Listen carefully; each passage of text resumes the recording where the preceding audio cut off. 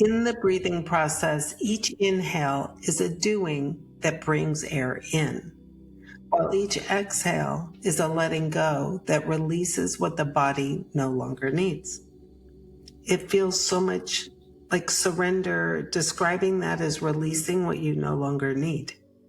It's an action of choice.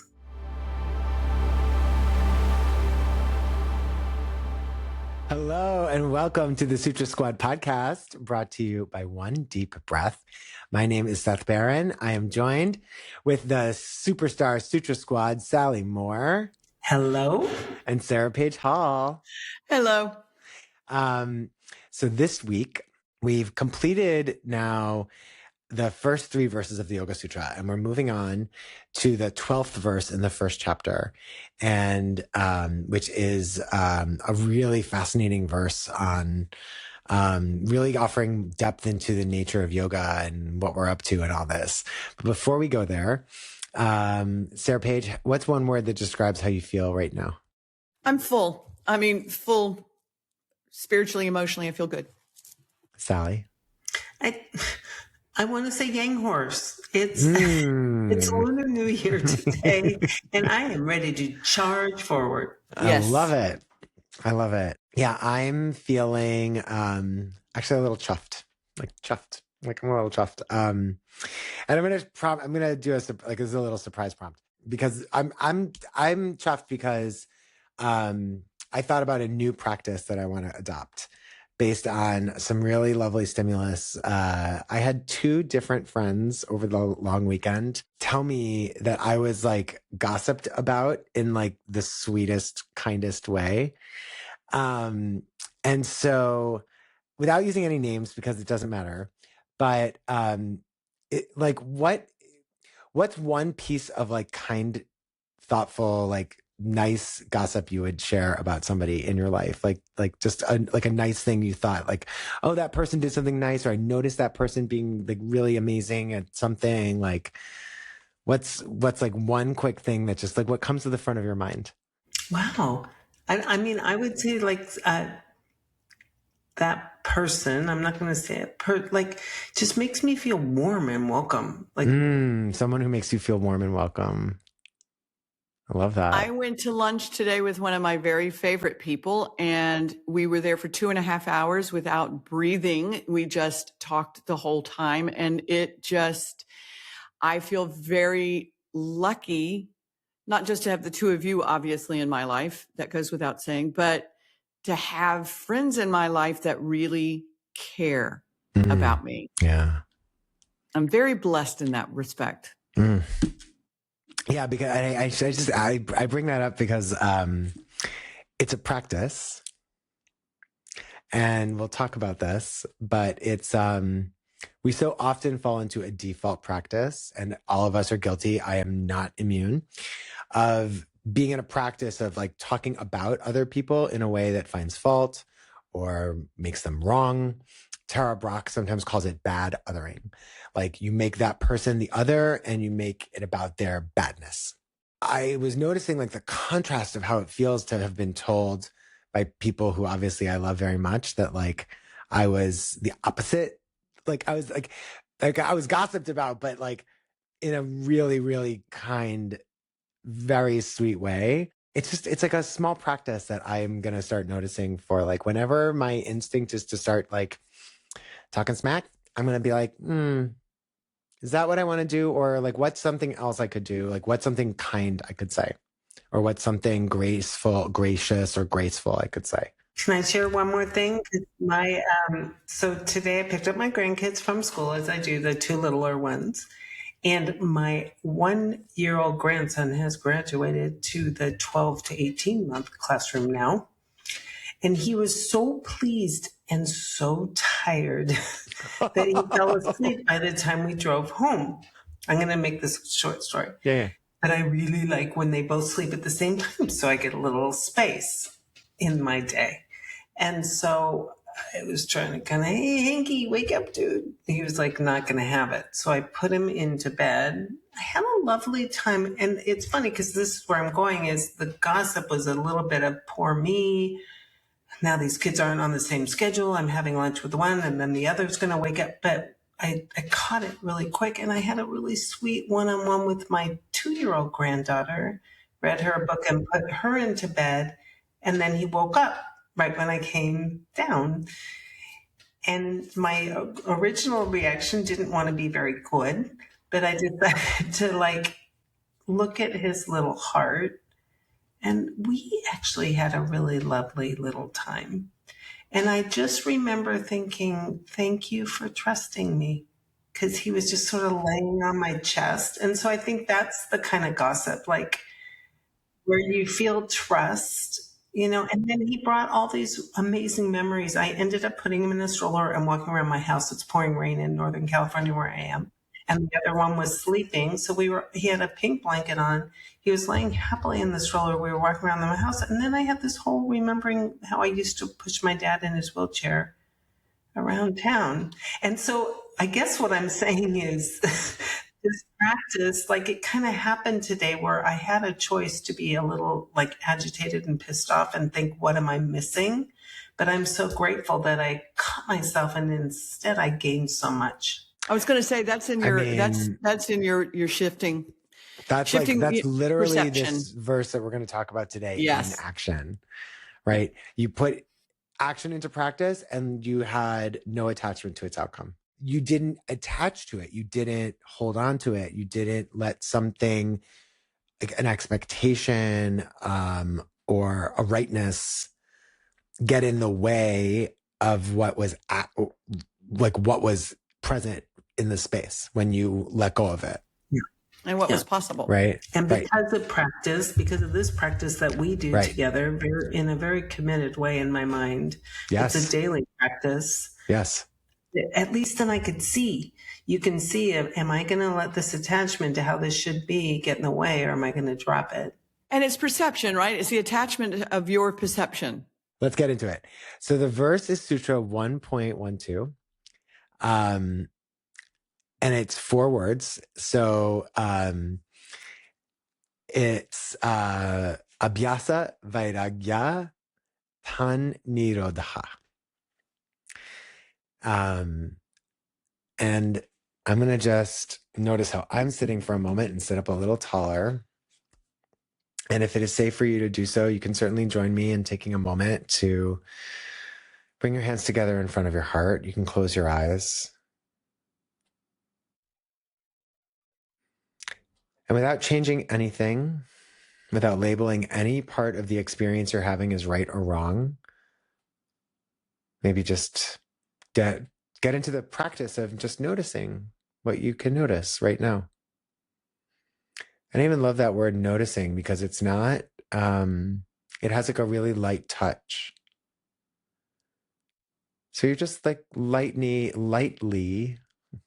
you're just lightly noticing, just to notice how it feels to be you in your body, in your heart, in your mind.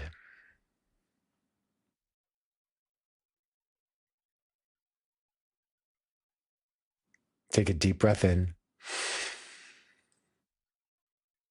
Let it go. And for 1 Om, inhale.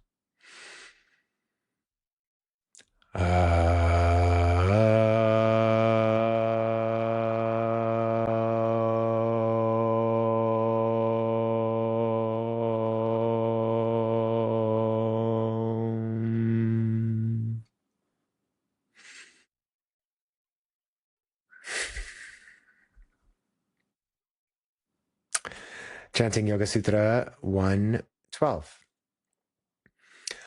Abhyasa vairagyabhyam tanirodha. Abhyasa vairagyabhyam tanirodha.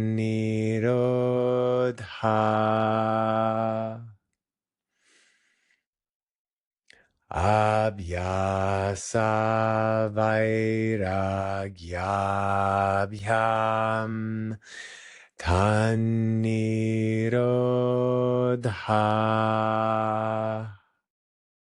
Abhyasa vairagyabhyam tanirodha. One sort of very generalized translation is that, and I'm just going to actually, before I even go into that, let me just remind everyone, we've talked about this word nirodha, and we talked about it in the second sutra, 1.2, which is yoga chitta vritti nirodha. Yoga is the state in which the swirl, vritti, of our mind, chitta, is restrained, is brought to stillness, is when we cease to identify with our thoughts. All of that is nirodha. And we talked even in our most recent exploration of that verse of like, instead of thinking of the restraint as like something like pushing down, like what if it was the restraint like you restrain a baby? Like if you've ever cared for a newborn, you swaddle them. And you swaddle them like you really wrap up that little burrito baby tight. Like to the point where when I first did it, I was like, am I doing this right? Like, my friends, my little godson Elliot, who's 15, when I swaddled that baby, he was the first baby I ever swaddled.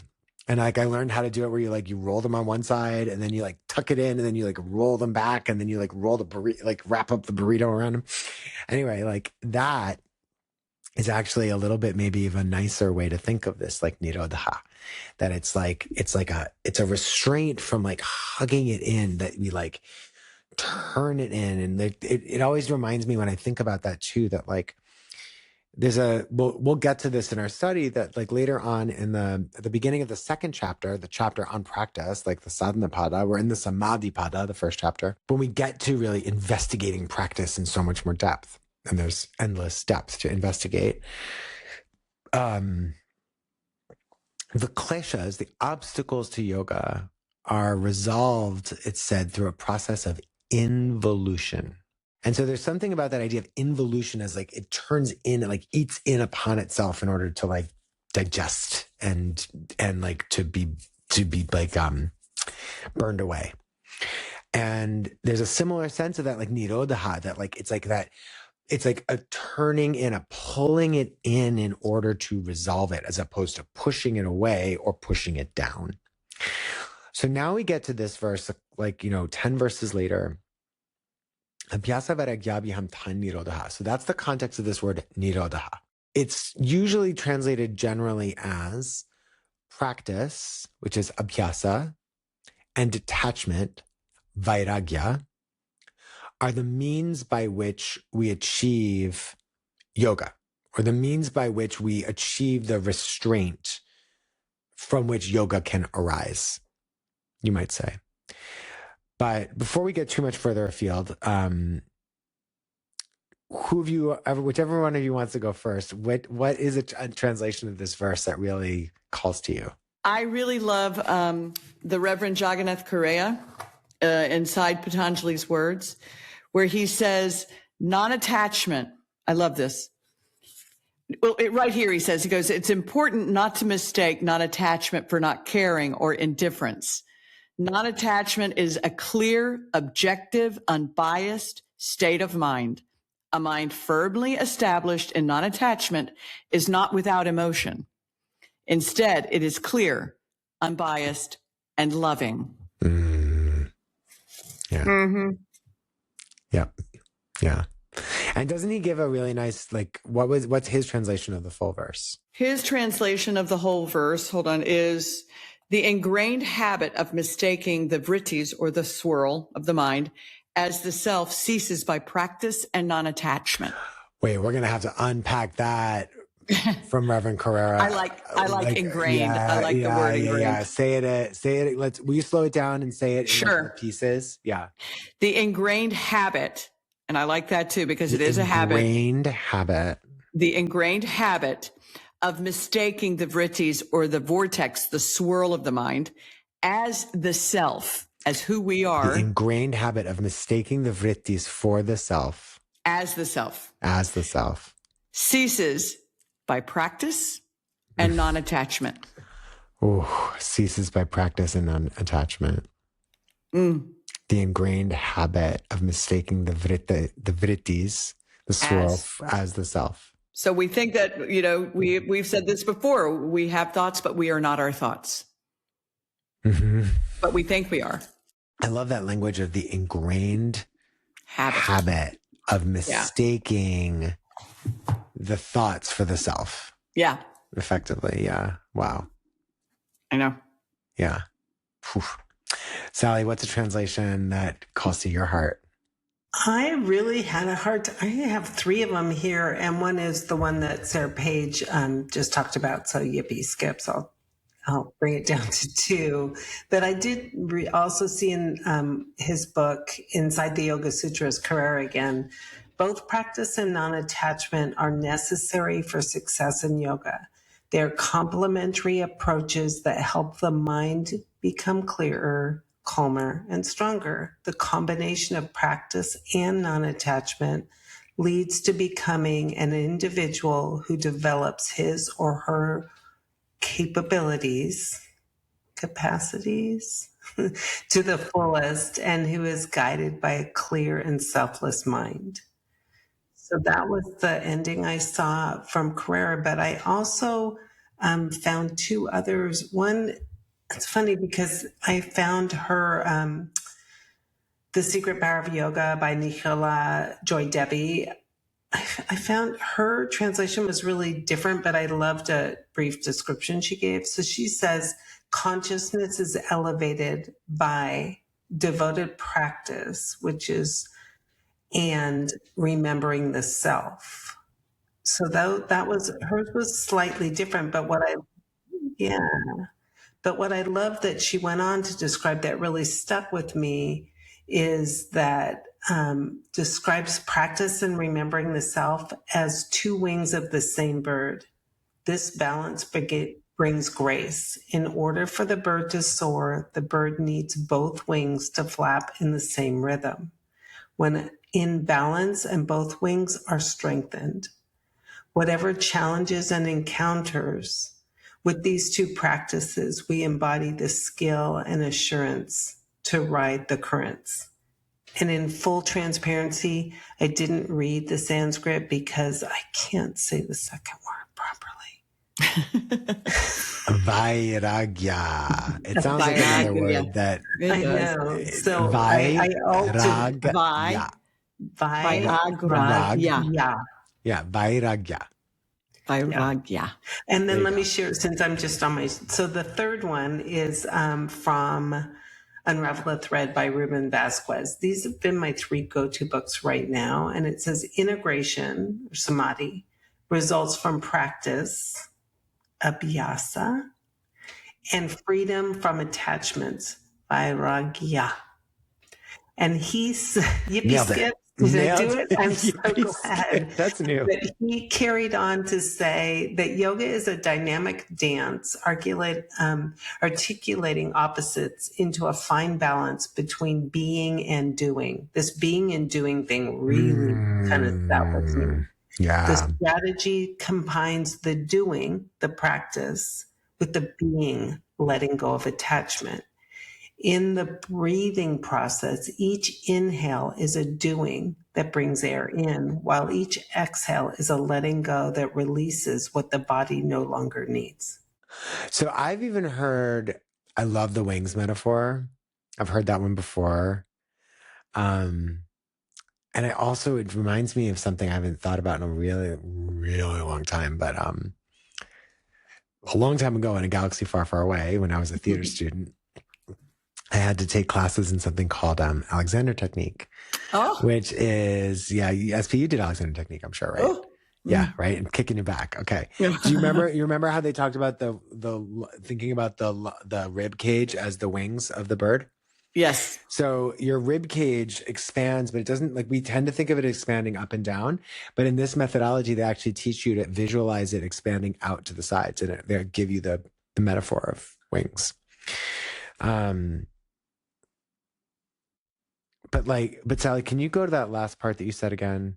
So, in the breathing process, each inhale is a doing that brings air in, while each exhale is a letting go that releases what the body no longer needs. It feels so much like surrender, describing that as releasing what you no longer need. It's an action of choice. Well, it is and it isn't. Because, Mm. like, if you pull a big lung full of air in, your body inevitably, like, you either pass out, and when you pass out, your autonomic nervous system takes back over and re-regulates your breath. But And that's the what first all, thing you'll do is, right? Like, yeah. But in breathing, it is the body automatically, right? It's bringing in new life and it's letting go of what no longer serves you. I guess where I'm talking about, like the act of surrender outside of breathing. That's what I'm talking about, the choice of, but yeah, you can't fill up with oxygen and then skip the exhale, which is what I think when we try to walk around the world and not let go of everything that's bogging us down, we are trying to double inhale. so this was going to be the second point of inquiry, but let's just lean into it and keep going with this, which is around this idea of like being and doing. So let's unpack for a second. Like, when we say that, I'm pretty sure we sort of mean the same things by doing. We mean, you could say, like, the outward action, right? Like, I have a very strong bias to action in my life in many, many, many contexts and in many capacities. And it is something that serves me incredibly well. And I can't imagine that anyone here listening to this podcast won't have any similar sensibilities or tendencies, but it's really tricky because I have to really watch it. Because I will also just do to the point of like deflection, distraction, and I'll get so caught in the doing that I lose sight, or because there's something I don't really want to just be with. The being is the abiding. The being is the pause, the mindful, right? Like, the being is the actually being present to the doing, right? There's something too, I love what you said from Master Kura about the ingrained habit, right? So much of doing is habitual. Mm-hmm. Like, if you think about all the things you do in your day, so many of them you really like, and this is like, most teacher training programs have a practice around this where you just start to like notice your rituals and routines, or even just like notice the things that you do that you don't do in like the front of your conscious mind. So like, if you out there, podcast listeners, all three, or I don't know, 300 maybe, of every single one of you. If you, no, I'm just joking All about, four of you. right? Great. Thank you. May you receive some benefit from our words. If you're driving a car, if you're driving a car right now, when you're listening to this, like, your whole attention is not wrapped in like the driving of your car. Like, you're paying attention. I hope. Please pay attention. Mm-hmm. But like, you're also like listening to the radio or a podcast, and you're also like thinking about your grocery list, and you're also like driving the car. Now, when you first learned to drive the car, like, I don't know, I was a very cautious and conscientious, shocking. You still are. You still are. Driver. I'm a very good driver. You're a very good driver, but you're also a very conscientious passenger. Just had to interject. I don't backseat drive. I don't passenger You don't seat backseat drive, but you are very safe. I am very well aware. And even though I live in Manhattan and have for 20 years and don't drive every day, I'm a very good driver. I hold it and I own it. But like, and in fact, like, I actually, because they don't drive every day, when I do drive, I actually tend to be a little bit more thoughtful and conscientious about driving. because it's not an ingrained habit the way it used to be, but I don't have to like think about it. I know how to drive, right? But when you drive, or like I have been there a couple times when I've been in parts of the world where they drive on the left instead of the right. And in one case, I took like a driving trip for like 4 days or 5 days. Um, and wow, talk about like a new ingrained habit, driving on the wrong side of the road and getting cool with it. The first day it was like really freaky. I was like sitting in the passenger seat driving, and then I'm driving on the left instead of the right. It's like, I forgot where I went recently where I had to remember. Oh, when we were in India, I forgot that they drove on the wrong side of the road. Yeah. They don't drive on the wrong side of the road. They drive on the other side of the road. They drive on all sides of the roads. Let's be very clear. That's the real team. They drive everywhere. They just drive anywhere. They drive everywhere. But no, like it like, so something happens then and you have to relearn the habit. And you could argue like habits are just practices that have shifted from the mindful to the sort of mindless. Like they're just an ingrained habit. And the ego, you could say, is just like a really sticky habit of thought. Like that's one way you could start to think, like you could think about the construct, your construct of self. Like the idea you have and project of Sally, the idea I have of Seth, the idea you have of Sarah Page, like that's just a whole set of habits of thought. I'm this, I'm this, I'm this, I'm this, I'm this. And part of what makes habits so useful is that in many circumstances, it's very useful to like not have to think, okay, wait, my foot is starting to depress and put pressure on the gas pedal. And I don't drive automatic. I don't drive stick. So I don't have to worry about watching the RPMs to make sure that I shift gears and engage the clutch. And in this case, I'm just watching it. Am I putting enough gas? And then wait, that car might be stopping. So I should probably pump the brakes a little bit. Like it is useful not to be so like, like not to think through every little detail of the act of driving. Right. So it's not that our habits are wrong, and it's not that they're bad, and it's not that they are inherently flawed, but it gets tricky because when they shift from that like conscientious to the subconscious, or from the mindful to the mindless, on one hand, it's like, great, it doesn't take up so much space in my head and I can just keep doing other things. But then the problem is that I just keep going and I just keep doing other things. I have to say, this sutra is one of the things I'm most grateful for in this study, because I feel like what I've realized as we've been going through these books is I did not have any equanimity between practice and non-attachment. I feel like growing up, I was always praised for how much I could get done, how quick I could get the job done, how many things, actually multitasking, how many things I could do at one time.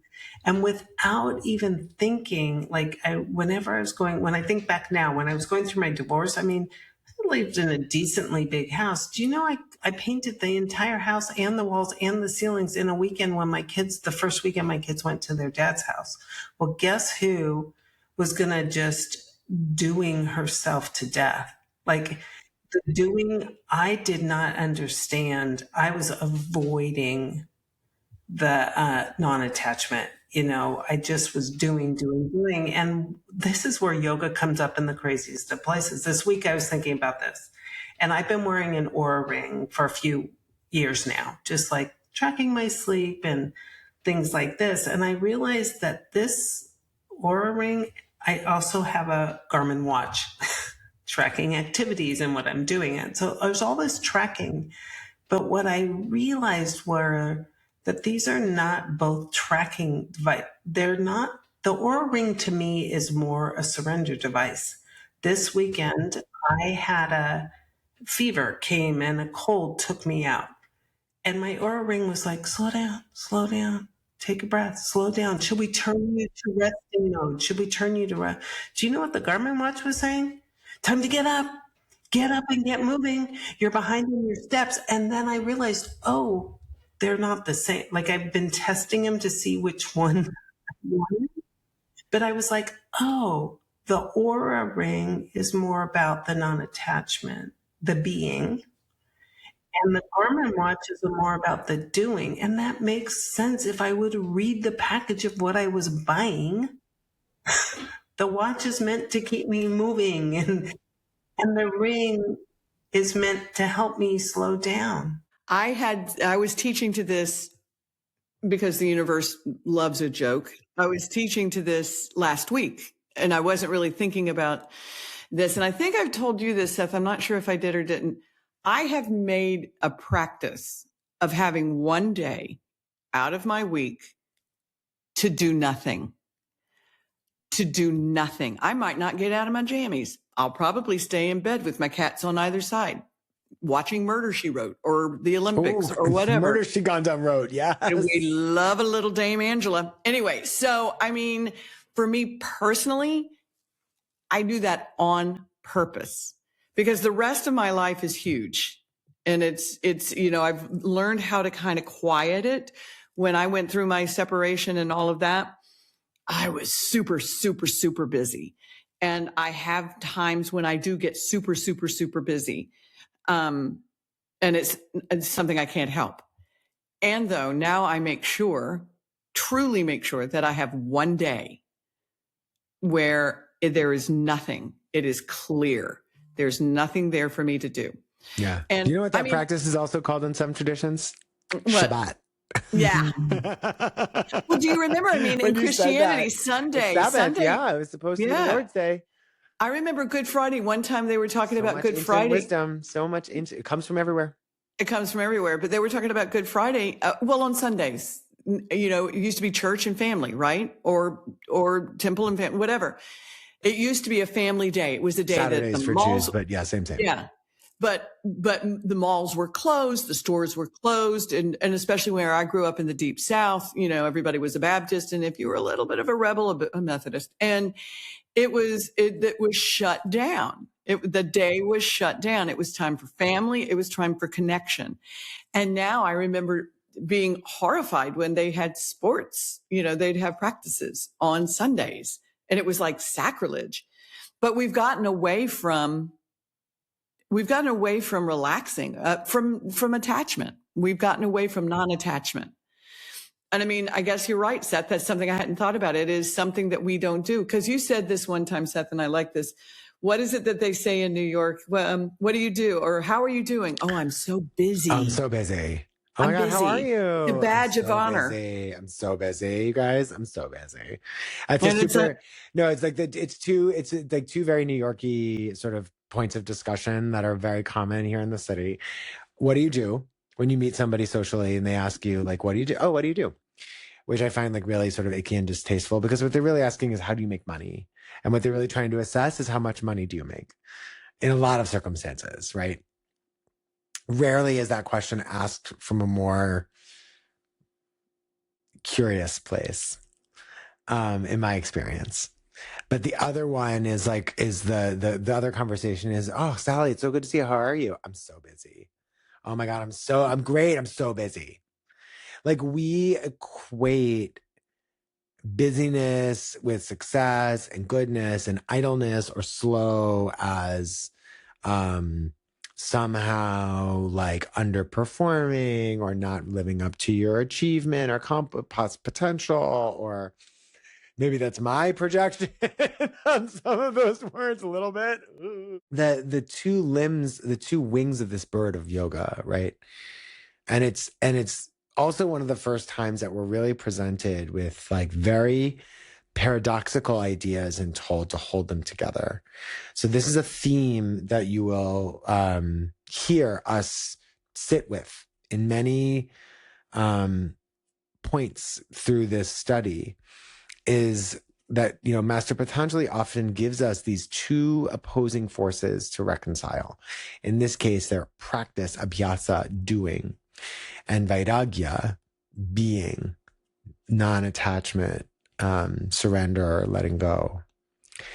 And so like the habit that we talked about, again, it's like the ingrained habit, the rituals, the things that we do, the doing of the doing, right? Which is so often like when we're at our busiest is usually when there's something we're like trying to avoid, right? Or there's a performance of the busy because we have a cultural value that says busy is good, idle is bad. You know, sitting still is death. I got into a fight with my therapist last year about the term slow down. That's my resistance. Talk about my resistance to some of this teaching. I literally got in a fight with my therapist about him telling me to slow down. And I was like, you have to stop saying that to me. It's making me crazy. I really did. We full on got in a fight about it. Meaning like I was really mad at him, like in a fight. Like I was going to say, like he wasn't in a fight with me. I was in a fight with me. He was just a proxy for me being in a fight with me. It's funny now. It's funny now. Right? So like we really struggle against the slow down because like we live in this world where it's like, oh, what do you do? And now I have to tell you all the things I do. And then like, oh, how are you? I'm so busy. We over-index on the doing a lot, right? Sally paints her house while she's getting divorced. Like I threw myself at my career, my professional, not that this isn't professional, my another part of phase of my career, excuse me, working in big tech. Like I just threw myself at that job. I took every trip I could. I took every speaking engagement I could. I took every client meeting I could. I just threw myself at it. Partially because I needed the money. But I think more because I needed the doing. I wasn't ready for the being. And so I just got lost in the doing and I just kept doing. And in some ways, like I didn't stop until I left. And it was just, thank goodness, it was around a teacher training program was in my life because in that moment I needed that structure to learn how to stop doing so much. Well, our self-worth is so wrapped around what we do. Our self-worth is like in our ego and all of that kind of stuff. I wanted to also, the Yoga Sutras of Patanjali by Edwin F. Bryant says, and I love this, he talks about Viagra. Say it for me, please. I was trying really hard. Vairagya. There it is. Vairagya. Not the other. Vairagya. You got it. Vairagya. I'm sorry. But he said is stilled by practice and dispassion. And he's the only one that used the word dispassion. And I really loved that. And yeah, because watching us and observing us tonight as I am, there's a lot of passion. There's a lot of that. It takes a lot of passion. Like, let's be real for a second. We have a passion for what we're doing here. Oh, we don't do this this is not how any of us are making money. This is not how any of us are like there is no other intention except to be of service to the world in the fact that we pay for what it costs to produce this out of our own pocket, arrange it ourselves, figure out how to put it up on Spotify so that all four of you listening can be happy. Can enjoy for us. But can I also reference one more thing? But which there's I like, a passion about that passion, right? Exactly. Because we've said, like, I don't, like, honestly, if the four of you listening gain some benefit, you will have made money. Yay! You've made our lives. Like, that's four people who have had some point of maybe positive stimulus in the world, in their life, in their day. Yeah. And, like, I mean, that's like, I think we're all very lucky, too, that, like Sarah Paige, you are a full-time yoga teacher. I don't teach full-time as like my primary source of income. And there's a point of privilege around that. I fully recognize that. But I've also been really grateful that I don't do it because like, I don't want to have to do it and let the money be the driver of what I'm doing. Because I worry that like, would I then be more concerned about being liked than making an impact? For me, that's a non-issue. I mean, that's another discussion, but yes. But he also, Edwin Bryant and Yaganath Correa referenced the Bhagavad Gita. And I love this because they said, go to 6:35:36 if you have the Bhagavad Gita handy. And then the Blessed Lord said, truly the wayward mind is hard to subdue. But with practice and dispassion, he referenced it again. Dispassion, it can be trained. 36. For one with uncontrolled mind, yoga is hard to attain. Yet I say that with practice, one who strives with disciplined mind can succeed. Oh, I just got the chills. It's so good. It is so good. But I love how all of these things, it's not just the sutras. This is the Bhagavad Gita. It's in the Upanishads. It's all, it's right. The other favorite part for me from the Gita is when, when Arjuna in the discussion of karma yoga, and Arjuna is having this like crisis of faith of like, well, I can't go to battle and be responsible for killing all these people. Like, why would I like? So he says to Krishna, like, I should do nothing. And I mean, I'm paraphrasing here, right? But Shri Krishna then responds and says, no, Arjuna. Your dharma is that of the warrior, and your dharma is action, and you must act. But never mistake the outcome of your actions as your own, and always surrender it unto me. And then your karma shall be like aligned and like, so it's like, he literally was like, so like our path as humans in the world for most of us is not disengagement from the world. Now, there are some who really have a monastic calling and pursue that. I mean, I'm like literally in front of a picture of the Taksang Tiger's Nest Monastery in Bhutan, where there's an incredibly devout practice of that renunciation of the world.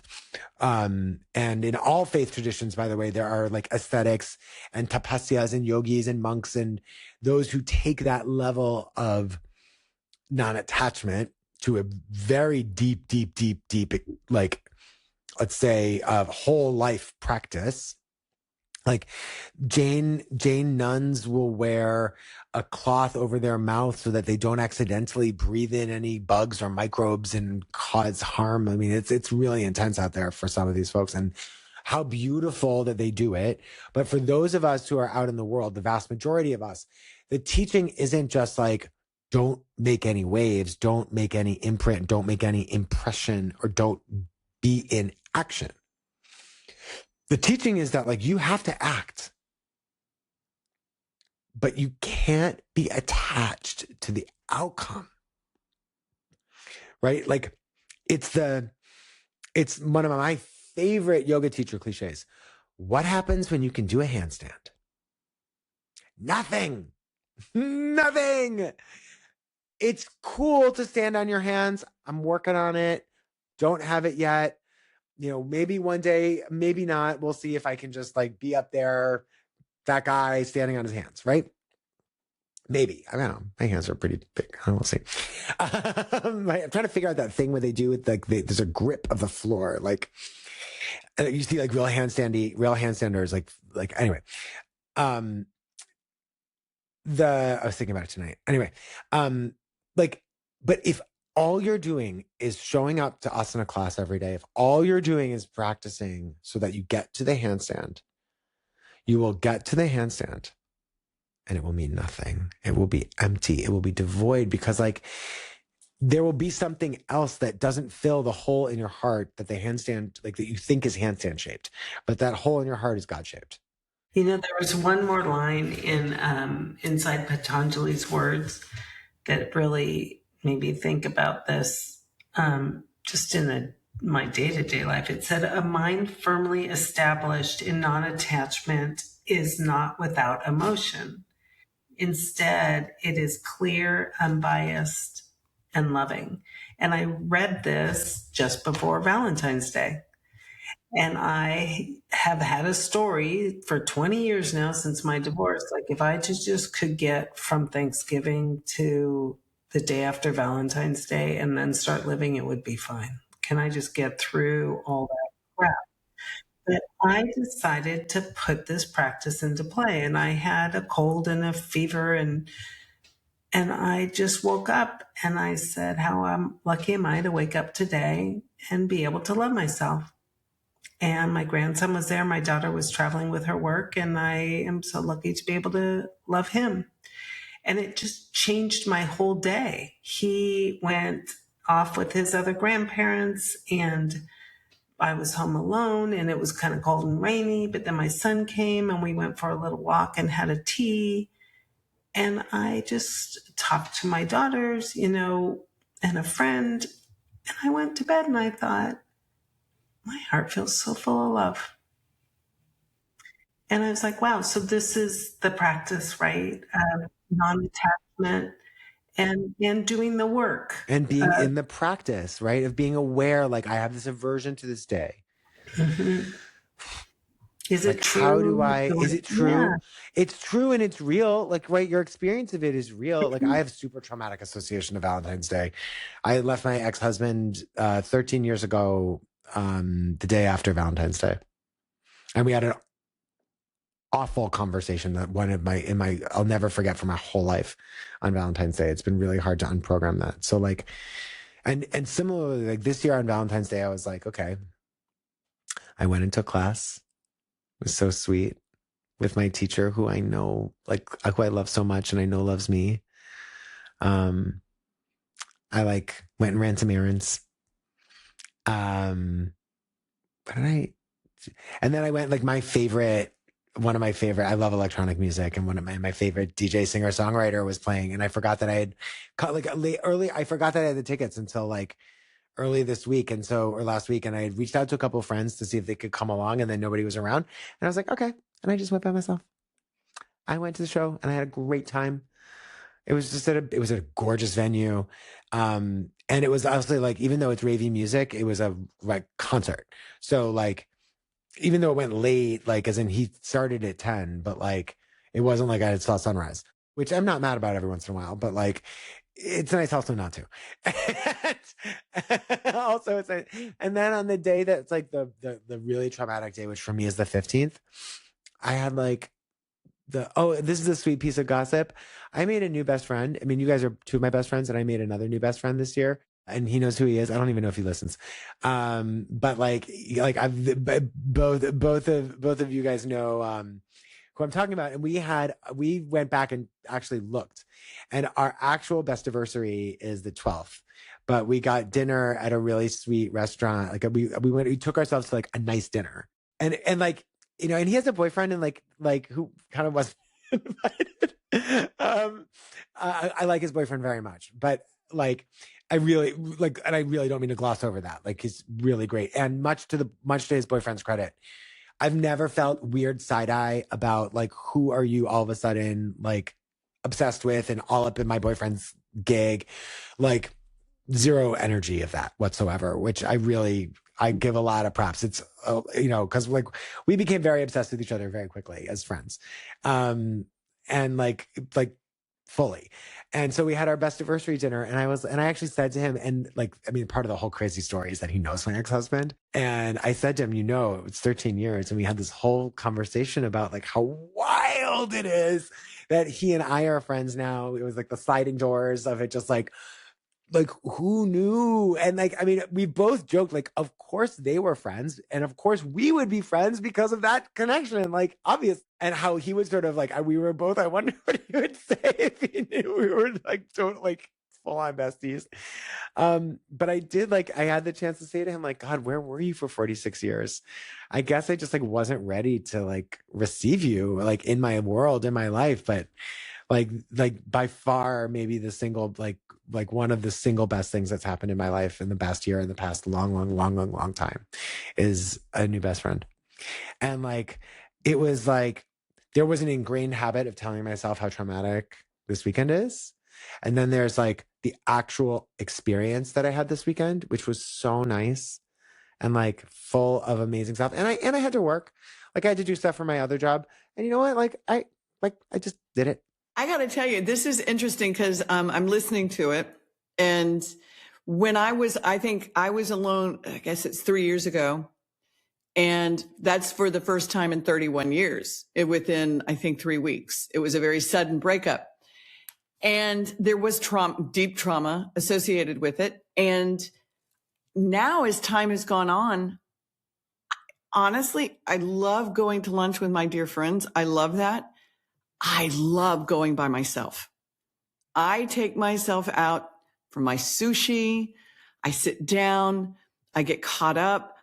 The sushi restaurant I go to knows me. They're just like, yeah, your table's ready. Like I go and I sit down. I love having that time alone. And I hear more and more women, especially, say, oh, I could never do that. And I'm like, detach from that. It is. It's so, I mean, like, listen, you're I mean, I travel by myself. Yeah. And I'm fine with that. I'm looking at stuff now going, if I do ever get involved with somebody, yay, mazel me, but I don't know where they're going to live because it's not going to be here. I have my home set up the way I like it. I mean, granted, the context of this is really whacked, but like, you know what Woody Allen always said is like the best arrangement is 2 apartments on opposite side of the park. Yes, sounds like a really that he and his wife used to live on the Upper East and Upper West sides. It's smart.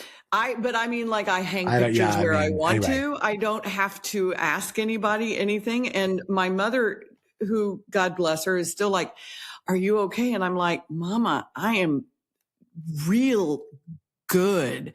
And I think that we do have that story, male and female, that it has to be this way, that you have to be in this, to be able to detach from that and to just sort of really get just really quiet around the fact that I don't. Right.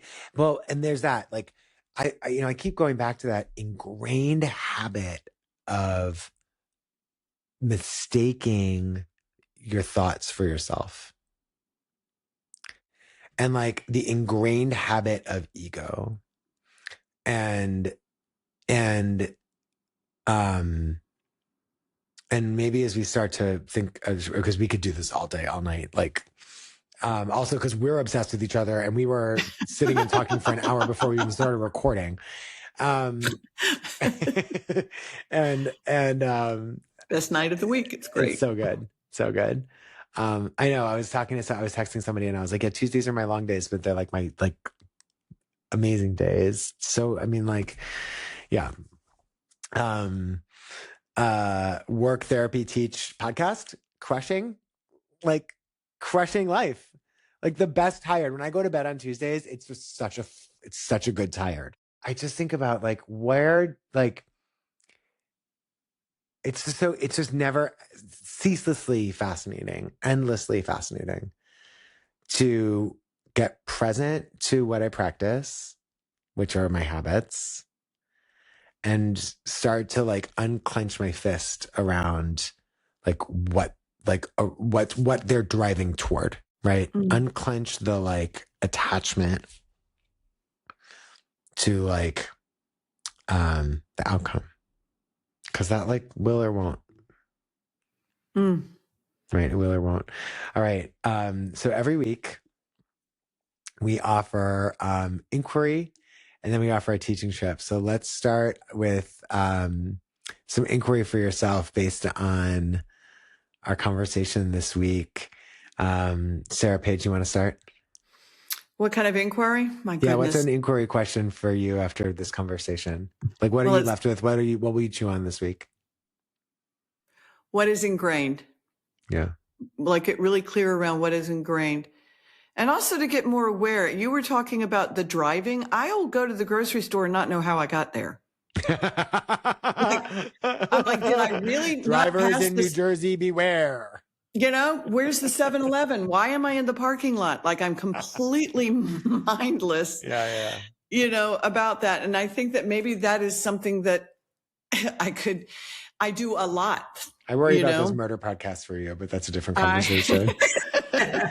I do love a little Dateline, but I just, it's like, I've been getting better. I don't listen to the murder podcast going to yoga. Oh my God, that is the most Jewish mothering habit I've ever said to you. I worry about you. Let it go. No, I just, I've never been safer. Trust me. I'm scared to death all the time. But anyway, so, but I do. It's like, how can we get aware? How can we get aware of everything without connecting so deeply to it? Like I can be aware of something, and I think that goes towards our situation everywhere. I think what you're also searching for is Bethany's quote, right? Which is like, I will attribute this to my teacher, Bethany Lyons, who said once, drop the significance of the pose. I say it all the time in class now. It's so good. Drop the significance of the pose. And drop the significance of that person cutting you off. I mean, but all of it. It's sort of drop like the significance. Like it's drop just the a pose. significance It's just of all the pose. things. So just like do Dispassionate. it. Like do it fully, do it passionately, but drop the significance of it. Like whether or not you do your perfect triangle today doesn't make you a good or bad yogi. It just means like we're doing like that's where you are today. But no, I mean, I like the practice is putting yourself in the shape. The detachment is drop the significance. And here's the thing for me though. I mean, 2 words came really, really clear to me: ingrained. Habit, and then also dispassionate. Yeah, dispassionate. Yeah. Sally, what's some inquiry from you? I got a couple. Same idea though. Basically, what are your daily practices? What are you attached to? And do you identify more with doing or being? And then maybe could you imagine finding more equanimity in your life, creating space for both doing and being? I love that. Yeah, I would just say like, what are your habits and what are they for is a really constant ongoing inquiry. Like what are they for? Who are they for? Like who do you go to class for? Who are you practicing for when you get on that mat? Right? Like if I'm ruthlessly honest, and Bethany knows this, so I can say it, as my teacher and as somebody who I trained with extensively. There was a long time when I got on that mat that was just as much, if not more, for Bethany than it was for me. It was always for me. But like, who was I practicing for? Like, I wanted to please my teacher. I really did. Now that has, and I don't mean to sound like sycophantic about like, I was pleasing my teacher. And I don't mean it to like dismiss my own effort and intention and action and hard work. Right. But if I'm also just like really ruthlessly honest, like there's many days I showed up on that mat because I wanted her to think I was good. And you could have told me, she could have told me any number of ways that that's not what it, like, I don't feel that. And like, don't do that. Or like, Seth, I don't question your goodness. I know how good you are as a human being. Like it didn't matter. I wasn't there yet. Like I had to let that go. And it sort of got to a moment of like a real like resolution of, like tension during a TT program that I finally had to like break through that and turn it back to get back on the mat for me. So I just, for all of you out there who have a really deep practice, it's really beautiful. And we're going to talk about that next week and explore like, what does it mean to have a deep practice? And just stay really curious about who it's for and what it's for. Right? Because that also gets us into like the weirder parts of guru practice, like the trickier parts of guru practice. Like it's beautiful to have a teacher. It's tricky to do the things to please your teacher. Let's not go down like a whole other path of it, but just stay curious. Be curious. This is my invitation. And Sarah Paige, what's a teaching tip? So for all of like, we all teach asana every week. Every one of you, if you're listening to this podcast, you're a teacher. Welcome to the squad. Like you have something to teach because you're listening to this. So like you have something to teach somebody. So what's one teaching tip? This might be going rogue. This might be going rogue. There. Don't plan. Don't make any plan. Don't write it down. Don't go in with any plan. I don't. I'm always look at your class, see what they need, and release whatever it is that you came in with if it doesn't suit. Like if you see your class and you're thinking, oh, we're going to work hurts, and you see this happening, okay, switch it up. And we should just say too, like different lineages have different points of views around this. Like a lot of lineages really encourage teachers to plan very intentionally because you're going to teach a peak pose. And so you want to teach dynamics and components of body opening and activation that allow students to achieve that pose or get closer to it with more let's say, integration or with better, more intentional alignment. So like, but I think there's something really interesting about Yes, and. your provocation. Yeah. I should say and, not but. Like, and it's really interesting to just say, like, what if you just try on a practice that's really, let's not, I don't want to say improvisational, but that just really arises from deep listening to what the room, what you see, what you feel, and like teach to who's there. Yeah. Teach to what is there, teach to what that is needed, teach to and release anything that you are attached to. If you come in and you think, okay, we're going to do hips, and all of a sudden you realize everybody needs shoulders, then do shoulders. Don't attach. Listen. Yippee, I can go really rogue on this one too, because a little bit, there's a tiny story before it, but after my son and I came home from walking the dogs and having a tea on Valentine's Day, he's 35 now, and I don't know how long he's been married, 5-ish years, maybe a little longer. He has two kids, two of my grandkids from him. And I was just watching him, and I suddenly had this moment of remembering the mother-daughter dance. I mean, the mother-son dance that we did at his wedding to Leanne Warmack. It's funny because I had to put it on, I Hope You Dance. And I just vividly remembered as he was driving away from my house thinking, God, I remember I practiced, being his mother all the way those 30 years. And then somehow during that dance, I hoped he would continue to dance on, but I knew that I needed to let go. The relationship was going to change. So anyway, I know that's a long story, but I'm thinking as a teaching tip, maybe invite people into the dance of doing and being, and each posture and each moment, like kind of what you were saying earlier, do the posture and then be in the posture. Just what can you get back from the posture? So I'm going to anyway, use that. I often say is, you're in the shape of the pose, now embody the pose.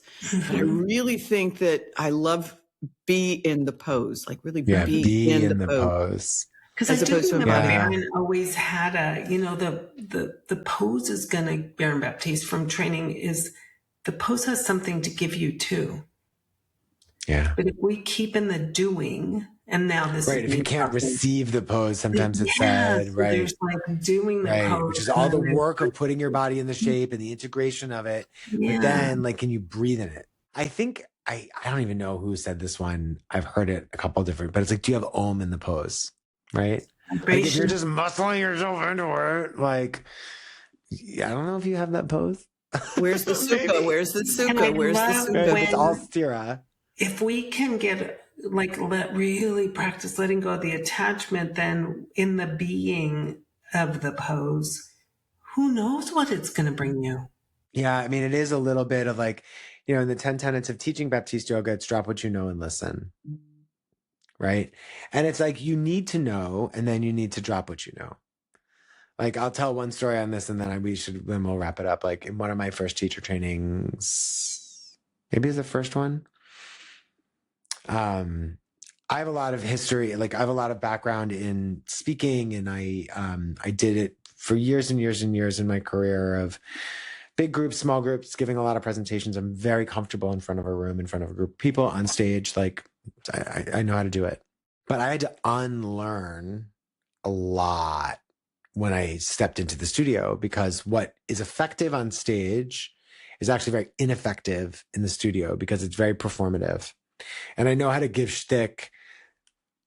I am like giving a cheesy smile for those of you listening to my voice, and like, who's got two thumbs and knows how to give a good spiel? This guy. Oh no. Okay. And so I remember getting up in front of a room, and I used humor, as I just did. Humor is a deflection technique sometimes. Don't see anything I don't want you to see, I'll crack a joke. Because I'm funny and I'm charming. And I know how to use those things to actually distract from other vulnerability and authenticity. So I cracked a joke, and Bethany literally looked at me. We were in the old Tribeca studio, because I'll never forget this. And she goes, Seth, stop getting these people to like you. They already like you. Just teach. and she's like, stop performing, stop trying to get these people to like you.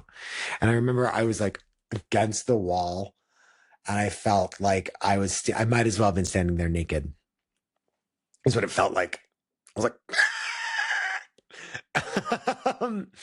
and I'll never forget it, because I constantly have to tell myself, like, Seth, stop, like, drop that, drop that, drop that. You don't, like, do you need that? Paige did that for me. Do you Magic need carpet. that? Like, do you need that? Do you need that? Who's that for, Seth? It's not about the right and the wrong. It's just about the really, really heartfelt curiosity. And like last week, I even think I said, like, what if it's all perfect? Like, what if it's just like, what if you at your most authentic self, messy, amazing, wholehearted, and petty, and all of it? Like, what if it's all just how it's supposed to be? And like in this week, like, how do we get into that sense of like that? The practice is to want more and to want better and to do better and learn more. And that's so beautiful. And it's so well intended. And like, thank God you're listening to us. And thank God we found our way to this work. And like, it's not because there's some mythical promise of Valhalla on the other side of it. It's not because we're promised to ascend to Brahmaloka as being cleansed of our karma. It's our dharma to just be in this study and be curious, and that's the doing, is this, right? And then the being is this. Like, the being is just being with each other. The being is like, we've always said this podcast isn't perfect. We're not designing it to be perfect. We don't want it to be perfect. It's about an hour. This week went a little long. Last week maybe I think we went a little short. Like, okay. That has like been a big point of growth for me, to be okay with that sort of like a little wabi-sabi around it. So I don't know, I guess this is a long way around of saying to any of you listening is like, the practice is the doing, and trust your doing. And then like the practice is also the being, and like, what can you be? If you just like look with really curious eyes and a curious, open heart. I was thinking, what if the non-attachment has something, quote unquote, better from you that you could even dream up, Right. There's a question actually, even from like from a coaching training I did, that they encourage coaches to ask, which is, what's here now? Like, when you're not sure where to go in a coaching session, you just can look, and with true, honest curiosity, like, okay, so like, what's here now? Like, what's right in the space? What's between us? What's right here in the space right now? Right? Confusion. Okay, you're confused. Great. Tell me more about being confused. I don't know what to talk about. How does it feel to not know what to talk about? What does that bring up for you? Does that often happen, or is this new? Right? Like there's so much you could unpack from that line of inquiry for yourself, with somebody else, and in the work of like being in the practice of the inquiry and the letting go of the attachment as to having a right answer. What if there's no right answer? Wow. I know one answer. It's not a right answer, but actually this is kind of a right answer, is that like being in this work with you two, putting our effort to sharing it with the world and then letting it go. Cause like, we're not paying too close attention to the analytics either. Like, I know you're listening out there. I know there's some of you who are, and we're so grateful. Thank you. But like, again, if like 5 of you find your way to this, and like, that's our little contribution to the world. And that's actually kind of great. If 500 of you, 5,000 of you are listening too, like, I'm thrilled. Maybe one day. But in the meantime, like, the right answer is like the study and the work, and cultivating people and relationships with whom you can really take that on in such a heartfelt way. And that's such a big part of like wherever the Sutra Squad goes, and whatever we do with this, and however it evolves, because of course it will, because all things change and evolve over time. But I know that like it continues to just be an absolute joy and privilege of my life to be in this practice of study with the two of you. So I just want to say thank you. And with that, thank you for listening. If you found some value or benefit, please consider liking, subscribing, and rating, or giving us a comment or review on the podcast delivery methodology of your choice. And until next time, for the Sutra Squad, I am Seth, and we are so grateful, and thank you so much. We'll see you soon. Bye-bye.